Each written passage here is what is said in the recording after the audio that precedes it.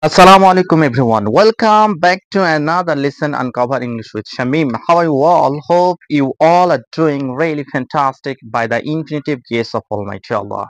So long time I didn't make any video on account of my business. So next time I'll try to make so many videos every single day, inshallah. So right now I'm just standing on the roof of Talim Islam Madrasa. The sun is kind of beating on me. It is certainly hot today. So in this short video, I'm just gonna teach you how to talk about the hot weather right now. So after finishing this video, all of you will be able to speak speak the hot weather, right? So let's get the ball rolling. আজকে আমরা এই ভিডিওতে কিভাবে আহ প্রচন্ড গরম আবহাওয়া নিয়ে কথা বলতে হয় সেটাই আমরা দেখব। তো চলুন শুরু করা যাক। প্রথমে আমরা এরকম একটা বাক্য বলেই থাকি। কি বলে থাকি? আজকে প্রচন্ড গরম পড়েছে। তাহলে আমরা কি বলতে পারি? It is very hot today. মানে আজকে অনেক গরম পড়েছে।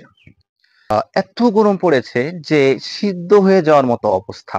প্রচন্ড গরম, তীব্র গরম। এই বাক্যটা আপনি ইংরেজিতে কিভাবে বলবেন? তো চলুন দেখে নেওয়া যাক।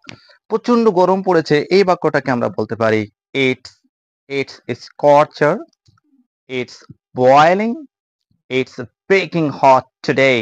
মানে আজকে তীব্র গরম মানে সিদ্ধ হয়ে যাওয়ার মতো গরম পড়েছে। Let's move on to the another phrase. এই গরম আবহাওয়াটি প্রচন্ড গরমের হিটটি দিন দিন বৃদ্ধি পাচ্ছে। তাহলে আপনি ইংরেজিতে কি বলবেন? আপনি বলতে পারেন the heat is increasing day by day. মানে দিন দিন এই আবহাওয়াটি বা এই তাপমাত্রাটি বৃদ্ধি পাচ্ছে। এবার চলুন দেখে আসি যে এই প্রচন্ড গরমে বৃষ্টি হলে কেমন হতো। আমরা এই বাক্যটি সুন্দরভাবে বলতে পারি it would have been better if it rained in this scorching heat. মানে এই প্রচন্ড গরমে বৃষ্টি হলে ভালো হতো। অনেক সময় আমাদের বিদ্যুৎ চলে যাচ্ছে আর বিদ্যুৎ চলে গেলে এই গরমটি সহ্য করা যায় না। বিদ্যুৎ চলে গেলে এই গরম সহ্য করা যায় না।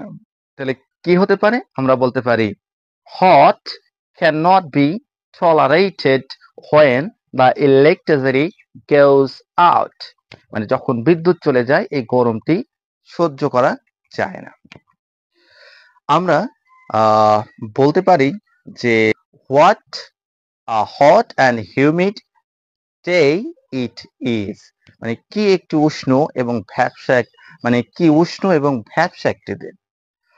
So thank you very much for the time being, and this is how you can describe the hot weather. So hope you really enjoyed this video and learned new phrases about hot weather. Remember, if this is your first time, please subscribe my YouTube channel Uncover English with Shamim. And if you have a little bit more time, if you have a little bit more time, please visit my YouTube channel and watch so many videos. So thanks once again for watching this video and see some other classes inshallah. Assalamu alaikum wa rahmatullahi wa barakatuh.